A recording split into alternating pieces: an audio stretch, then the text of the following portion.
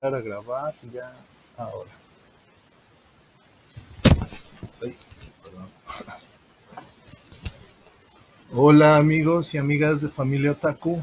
En esta ocasión estamos con una entrevista muy especial. Estamos de manteles largos, en este caso cortinas de Winnie Pooh. Para celebrar esta ocasión especial nos acompaña Jorge Tobalín. Él es licenciado de Comunicación por la UNAM, también tiene Mercadotecnia y Publicidad de la Ibero. Ha sido productor y conductor en programas de radio especializados de cómics en el FM, en el Politécnico también. Ha escrito artículos para Editorial Vid por 4 largos años, en títulos como Batman, Superman, Justice League, Wonder Woman, Watchmen y Muerte en la Familia. Entre otras cosas, es coordinador editorial y coeditor de Comicase. Colabora también con la Mole Convention y actualmente con Mad Hunter Channel. Si se me fue algo, cuéntanos que quieras agregar, mi estimado Jorge. Muchas gracias por esta entrevista. No, está bien, muchas gracias por este espacio. No tenía el gusto de conocerlos, pero hoy nos vamos a platicar un poquito y a conocernos tal cual. Mucho gusto y gracias por darnos esta oportunidad de platicar de lo que estamos haciendo, de nuestros proyectos y básicamente del proyecto que tenemos ahorita entre manos. Así no, bienvenido a este espacio de Familia Otaku, Jorge. Te agradecemos mucho. Y yo quisiera empezar con una preguntita indiscreta, bueno, no tanto. La revista Comicase, tengo entendido que se fundó en 2008 sí. Y es un medio independiente. ¿Qué tan difícil ha sido para ti, como editor de esta revista, sobrevivir en este medio tan cambiante que es el de los cómics?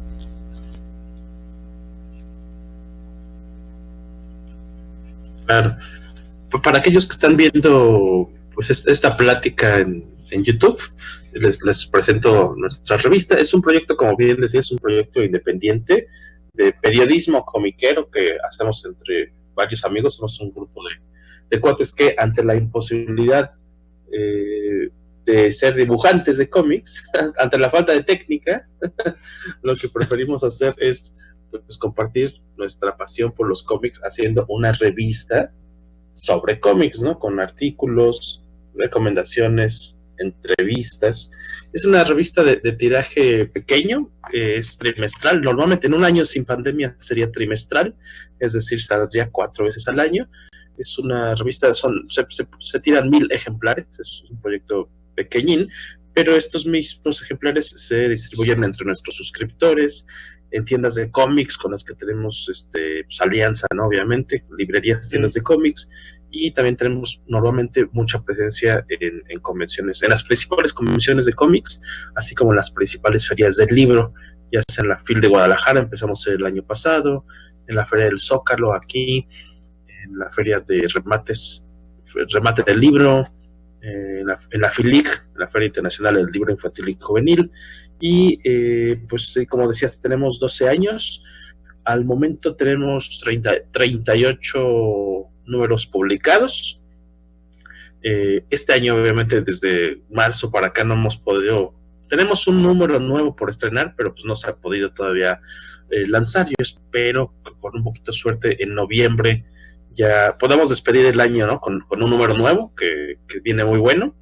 Y sí es complicado mantener la existencia de la revista porque ya en la actualidad, digo, si hace 12 años que empezamos era complicado, imagínate ahorita, porque lo que hacemos con la revista no es un medio de noticias, no tiene mucho caso, es algo que acordamos desde que comenzamos con el proyecto, que pues, no tenía mucha lógica lanzar una revista con novedades,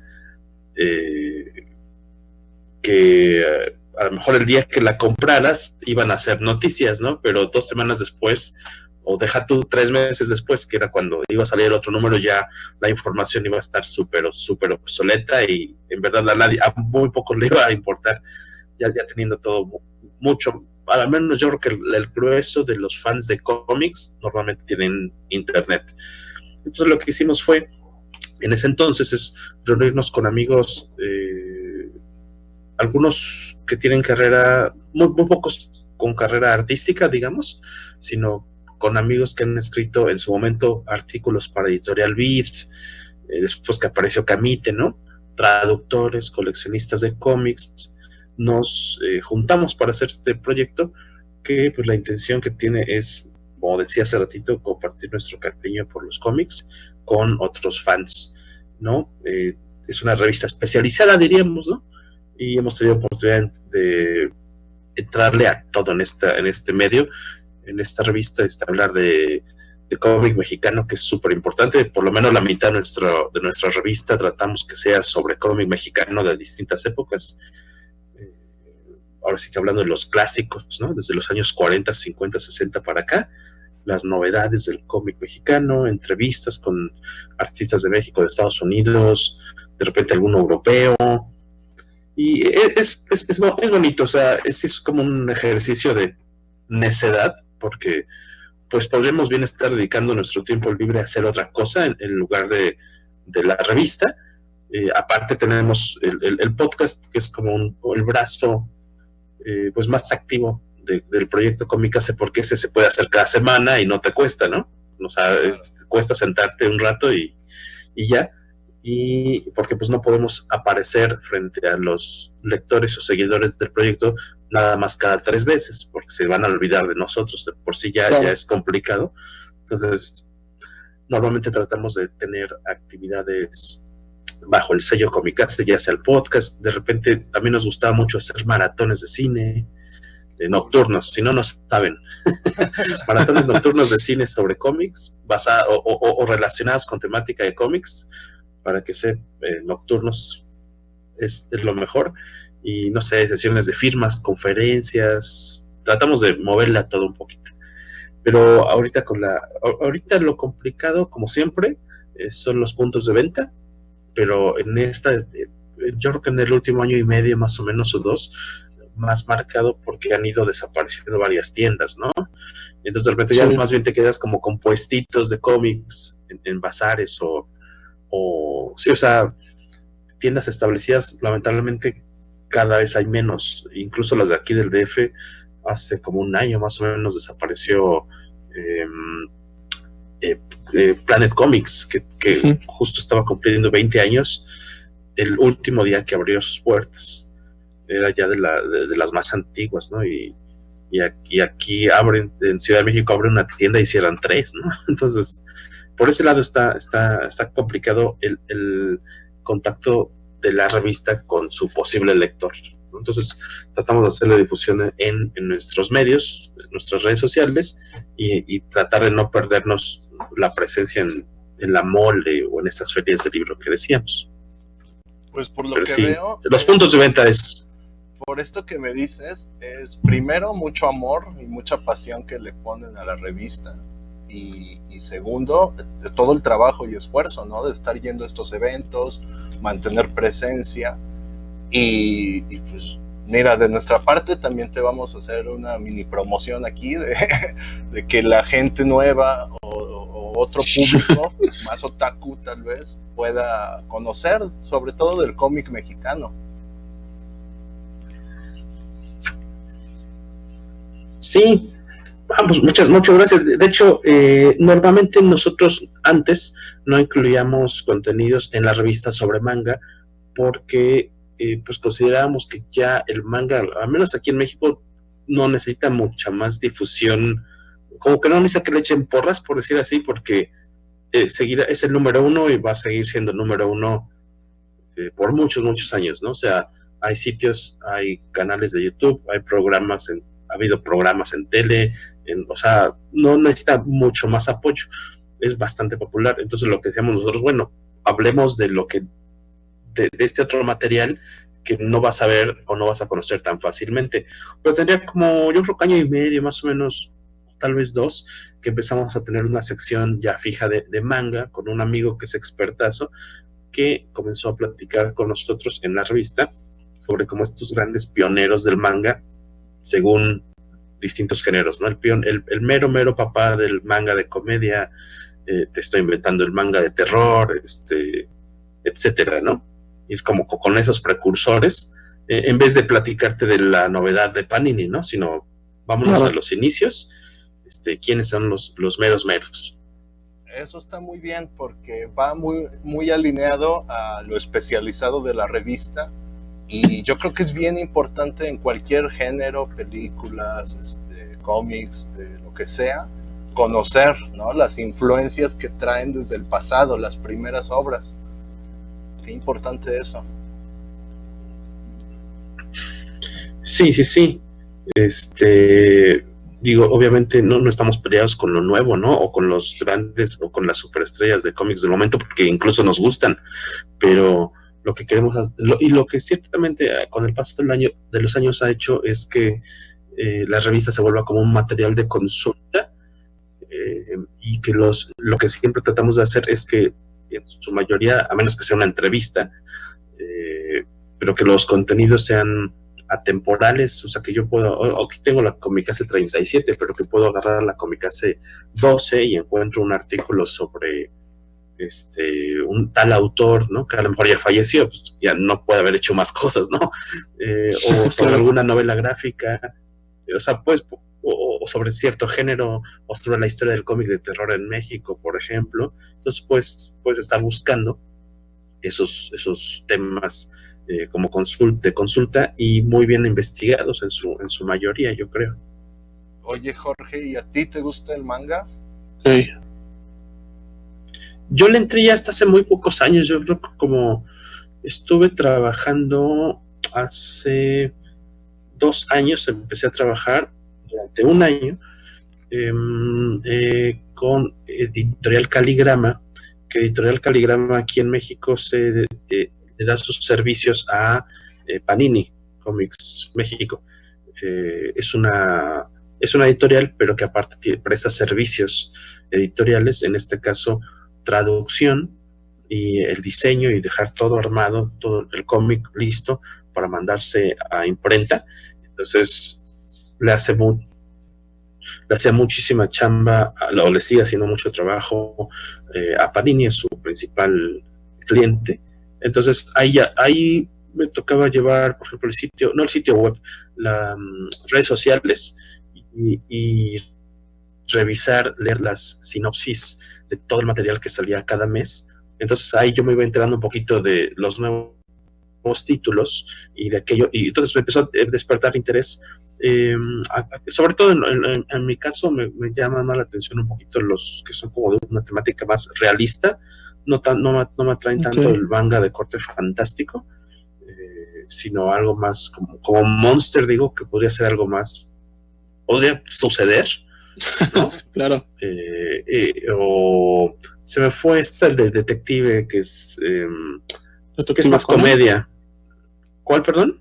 Detective Conan se llama, creo, ¿no? Que es antigua, con muchos números, me imagino. No, pero hay una que tiene, incluso hay una película con Jackie Chan, se me fue ahorita, en los 80, pero hay un manga que se le hace como año y medio con Panini, y son varios, sí, es un detective, pero es muy galán, pero es comedia. Pero sí, a lo mejor me gusta más lo que está como más aterrizado hacia la realidad, en este caso. Tiene pocos años que empecé muy poquito, ¿cómo se llama? Lone Wolf, Lobo Solitario, que también lo lanzó Panini. Claro. Empecé a juntarlo. Ahorita con la pandemia le perdí la pista, no sé en qué número va. Tengo que volver a rastrearlo, pero sí, retomarlos. Sí. Okay. Una pregunta a partir de esto, ¿cuál es tu anime favorito, así que tú recuerdes, ya sea de la vieja escuela o de la nueva escuela? No sé si cuenta. Mi esposa sí le sabe mucho más al tema. Yo de repente, al menos en la época en la que aquí en México empezó a ser muy famoso el anime, pues yo estaba en la prepa, tal vez sí, en la prepa, y no había medios legales para ver manga, ¿no? O sea, tenías que ir a convenciones de cómics y comprar tus películas pirata o series pirata. O después, cuando estaba en la universidad, pues trabajaba y estudiaba, entonces los animes que salían en tele abierta, pues no los podía ver porque estaba trabajando medio tiempo, entonces como que me perdí esa gran oleada de manga, perdón, de anime que es muy querido aquí en México, Dragon Ball, Ranma, etcétera. Supe que existían, llegué a ver capítulos, pero pues tal cual, pues tenía que trabajar, ¿no? Entonces no, tenía que trabajar y aparte no tenía tele en mi cuarto. Yo vine a vivir aquí en DF para estudiar la prepa y vivía con mis abuelitos, entonces en mi cuarto no había tele, entonces aunque hubiera querido poner caricaturas, no habría podido, y tampoco tenía como bueno, ni Blu-ray ni existía, un DVD para ver mis películas, o sea, no tenía ese, hasta después ya tuve, pero de lo muy, muy viejito, pues recuerdo que me gustaba Messenger, por ejemplo, ¿no? Ya hace 30 años, yo creo, o más. Bueno, en Japón se estrenó hace más, ¿no? Aquí en México claro, ya varias décadas, pero no tanto. Y más reciente, fíjate que no sé si entre a Gretsuko en la categoría. Pues aquí sí, en la casa gusta mucho. Aquí en la casa, pero como que series largas así, maratónicas de anime, sí, nomás no le he entrado. También como por falta de tiempo. Porque de repente digo, claro, hoy, una amiga del trabajo, ahorita en la pandemia empezó a ver de cero Naruto. Que supongo que todavía no lo termina, porque o sea, tiene 6 meses, viene una serie y creo que todavía no la acaba.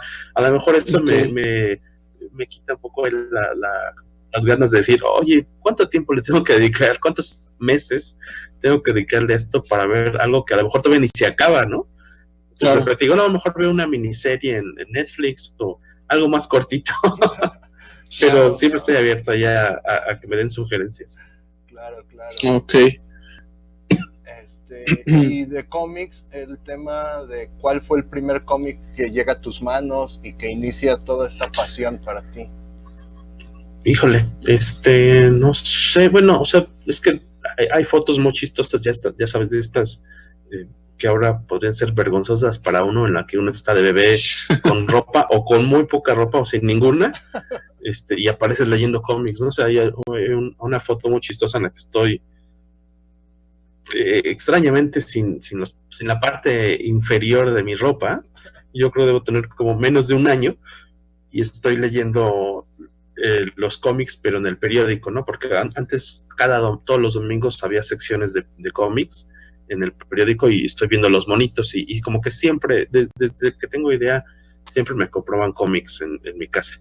Y entonces, no recuerdo cuál sería el primero, pero porque siempre tuve, ¿no? O sea, el Hombre Araña, Spider-Man, Batman, como que esos principales, los clásicos, ¿no? Y ya de ahí siempre, nunca se me quitó el gusto, ¿no? Tengo más bien una tía muy querida que cuando yo estaba en secundaria me decía así, no, ya cuando ya estás, así como ya estás grande, ¿cuándo te van a dejar de gustarte los cuentos? Eran los cuentos, como se le decía antes también, era como muy chistoso el que, no sé por qué, pero que se asociara, o que ella asociara la idea de, no, es que está bien, pero estas cosas que estás leyendo son como nada más para cierta edad, así, no, pues ya estás en la secundaria, ya como que, ¿por qué estás leyendo esto? Y pues creo que no se me quitó porque ya cumplí 40 hace unos días y he tenido oportunidad de vivir incluso de los cómics, no solo hace poco cuando estuve en esta editorial, sino hace 5 años, estaba viendo en mis recuerdos de Facebook, hace 5 años que se publicó un especial de las Tortugas Ninja aquí en México. Estuve trabajando se llamaba el sello Bruguera Comic Books, y aquí en México estuvimos publicando las Tortugas Ninja, Hellboy, Lock and Key, que tuvo su serie de Netflix, y como otros, eran como 14, 15 títulos, Conan, y ahí estuve trabajando, ¿no? Como un año y cachito como editor en jefe, entonces eso estuvo muy padre. Entonces, era mi principal trabajo, obviamente. Y antes de eso estuve colaborando. Mi entrada como profesional, digamos, a ver mi nombre asociado con cómics fue en los tiempos de Editorial Vid. Ya en los últimos años estuve trabajando 4 años como articulista, porque ya ves que en los cómics americanos tienden a llevar, a incluir anuncios, ¿no? O sea, estás leyendo y de repente te viene un anuncio de de unos chicles de un videojuego, y aquí lo que se hacía en México era ese espacio, como no ibas a poner los mismos anuncios, y a lo mejor no tenías anunciantes, entonces lo que se hacía era meter artículos sobre el personaje en cuestión, ¿no? Sobre sus creadores o lo que se te ocurriera. Ahí estuve colaborando 4 años con Vid. Hacía un programa de radio en ese entonces, del 2004 al 2007, un programa de radio en FM sobre cómics, que me permitió que me ubicaran en Vid. Escribí ahí con ellos artículos. Desapareció Vid, apareció Camite, que es parte del equipo, del equipo administrativo de Vid. Ellos también me invitaron a colaborar como articulista y estuve un rato hasta que me invitaron a trabajar en Bruguera. Entonces no podía como estar trabajando con 2 empresas de cómics a la vez, no estaba chido. Entonces dejé de trabajar con Camite, me fui con Bruguera, que lamentablemente yo creo que duró como 2 años más o menos el proyecto. Y tengo 8, ahorita en noviembre voy a cumplir 8 años trabajando con el equipo de la Mole, de la Convención de Cómics.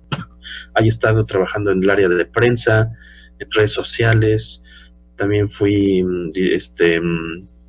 coordinador de contenidos. Ahí estuve. Entonces, afortunadamente, aunque en mi carrera, que estudié comunicación, no salí con una especialización en periodismo de cómics o difusión o lo que quieras, muchos de mis trabajos han estado asociados con historietas. Qué padre. Oye, y esta experiencia que tienes con la Mole, me imagino que te ha permitido conocer a muchos artistas, creadores. ¿Cuál ha sido así uno muy excéntrico, estilo Alan Moore, que te haya tocado una experiencia divertida? Pues a lo mejor no excéntricos raros, sino pues que digas, no manches, o sea, estoy con Frank Miller, ¿no? Okay. Igual, a lo mejor los que no son fans de los cómics pues pueden ubicarlo como el creador de 300, ¿no? De los bueno, no de los espartanos en sí, sino de esta adaptación de esa historia, sí, a cómic y luego a cine, y pues muy famoso por su trabajo en Batman y en Daredevil. Él me tocó convivir un poco, o sea, de los 3-4 días que estuvo aquí en México, fui del equipo. A mí siempre me tocaba con la responsabilidad de ser el niñero de los artistas cuando los viernes los llevamos a la lucha libre. Como a las 7:30 de la noche ya sabíamos quiénes querían ir a la lucha, ya teníamos normalmente nuestros boletos comprados o se compraban en el momento. Y yo ya pasaba ahí mesa por mesa a la convención a recoger a cada uno así de, oiga, ya nos vemos a las 8 en el lobby del hotel, y ya se iban cada uno, los que querían, los demás se quedaban firmando y conviviendo. Era muy padre ir encabezando ahí o cuidando a todos los artistas, llevar a Frank Miller. Me acuerdo que cuando se terminó la lucha, empezamos a sacarlos, ahí sí como fueron como 12 artistas, iba Brian Azzarello, Frank Miller, Eric Powell, y otros artistas que a lo mejor los fans de manga no ubican, pero muy importantes. No iba solo yo cuidándolos, sino que éramos como 2 o 3 personas más. Los fuimos sacando poco a poco, que para el público normal pues no son irreconocibles, ¿no? O sea, no son famosos entre comillas, pero me acuerdo que por ahí algún chavo que estaba en las luchas me dijo, oye, ese que acaba de pasar ahí, ¿era Frank Miller? Y él digo, sí, y se emocionó un chorro así, no manches, vino Frank Miller a ver las luchas a México, ¿no? Es de los, y sobre todo porque fue interesante el trato con él, porque su equipo, él se ve que es sencillo, a pesar de ser muy exitoso y seguramente tener muy seguros y amplios bolsillos financieros. Él muy amable, muy tranquilo, pero su equipo lo trata como si fuera una superestrella. Es una superestrella, pero como si fuera una estrella pop, ¿no? O sea, como con un círculo, un perímetro ahí de seguridad, y van los guaruras que se contratan, van caminando por enfrente de él, revisando que la banqueta no haya nada que lo haga tropezar, y muy, muy, muy gracioso por ese lado, un poco exagerado, pero bueno, tú también como evento no quieres que se vaya a caer el invitado y se lastimó la mano, entonces ya no puede firmar, ¿no? Entonces ya cómo recuperas los $100,000 que te tocó ¿qué te costó traer a Frank Miller si no puede firmar cómics, ¿no? Entonces, por un lado sí es lógico, sí tiene sí hay razones para cuidar que el señor no se tropiece en la calle. Por supuesto que sí. Además que, bueno, ya ahorita que empecemos a hablar de Jan Basaldúa, justo esa Sí. es una de las preguntas, ¿no? que tengo. Muchas veces no se profesionaliza el artista en México, el colorista. ¿Tú crees que es un tema sistémico del mexicano o qué tiene diferente el mexicano al artista de otro lado del mundo? Pues más bien, la cuestión yo pensaría que, pues no en todas, bueno, no sabemos obviamente la situación de cada país en el que exista una industria de cómics, ¿no? Seguramente hay casos similares como México, en los que no existe una carrera universitaria tal cual que esté orientada, inclinada a la creación de cómics, ¿no? O sea, lo más parecido y de donde saltan varios artistas de aquí en México es porque estudiaron diseño gráfico probablemente o alguna otra carrera de corte artístico y que esas herramientas las utilizan o que estudiaron ilustración, ¿no? Pero como fase, ¿cómo dirías? Como opción terminal, ¿no? De su carrera de diseño gráfico. Y entonces, pues de forma autodidacta o a lo mejor tomando cursos, cursos cortos o en alguna escuela pequeña de cómics, pues empiezan a sacarle filo a esas habilidades que ya tenían, pero porque, por ejemplo, en Estados Unidos sí hay, no muchísimas, pero sí hay escuelas y muy prestigiosas, ¿no? Como la de Joe Kubert, dedicadas a crear talento para cómic, pero estamos hablando que también son escuelas, pues, colegiaturas altas que, pues, no cualquier aspirante va a poder pagar.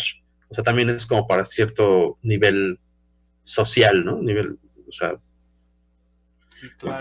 pero aquí, pues sí, la mayoría de los artistas que yo ubico, amigos mexicanos de cómic que se dedican a eso, a lo mejor hay algunos que tienen un trabajo, una profesión de día, como Clark Kent, tienen un trabajo y aparte son artistas de cómics, ¿no?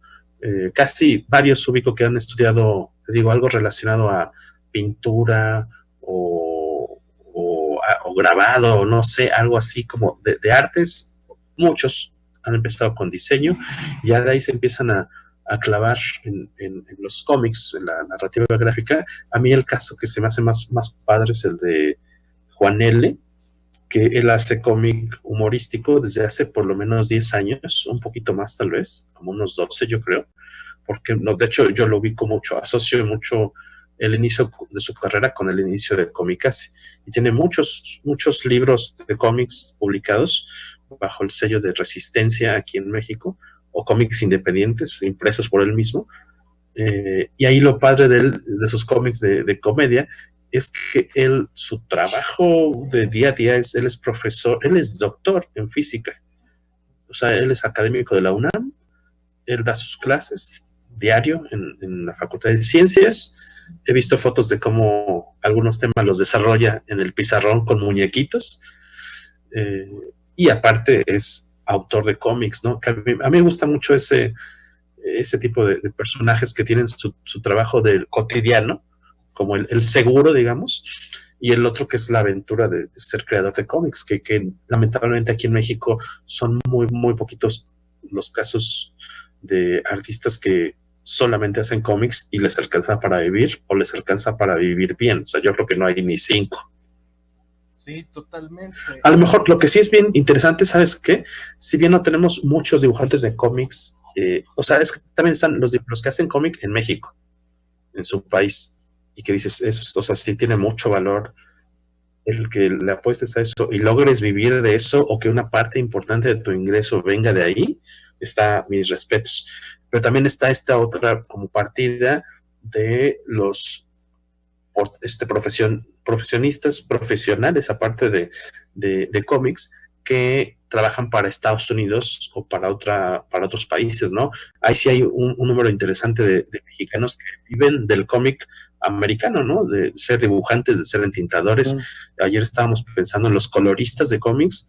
Muchos de los mejores son mexicanos. Está Marte Gracia en Marvel, está Edgar Delgado en Marvel, otro Delgado que no es su primo, no es su hermano, que es Luis Antonio Delgado, que hace los colores de Ghostbusters, de Cobra Kai, de Tortugas Ninja. Ahorita que está saliendo en noviembre sale una historia que se llama The Last Ronin, que te platica la historia de la última Tortuga Ninja que usa las armas de sus hermanas. No se sabe quién es, pero está buscando como la venganza por la muerte de sus hermanas. Luis Antonio Delgado está haciendo el color digital para ese cómic, y hay varios, Jesús Aburto, hay varios coloristas, varios artistas mexicanos haciendo en los principales cómics de Estados Unidos, trabajando, y viven de eso y se paga bien.